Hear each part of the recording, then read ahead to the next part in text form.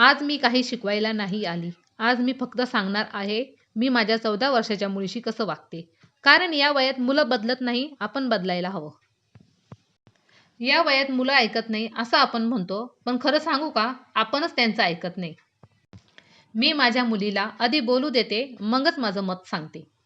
ह्या वयात मुलांशी कधी तुलना करू नये. ती बघ किती हुशार आहे, मी असं कधीच म्हणत नाही. मी मोबाईल पूर्णपणे बंद करत नाही, कारण बंदी घातली की मुलांचं आकर्षण अजूनच वाढतं. माझी मुलगी चूक करते आणि मी तिला मारत नाही, ओरडतही नाही. मी एवढंच विचारते, पुढच्या वेळी वेगळं काय करशील? मी माझ्या 14 वर्षाच्या मुलीला एकच गोष्ट नक्की सांगते, चूक झाली तरी चालेल, पण आईपासून काही लपवू नकोस.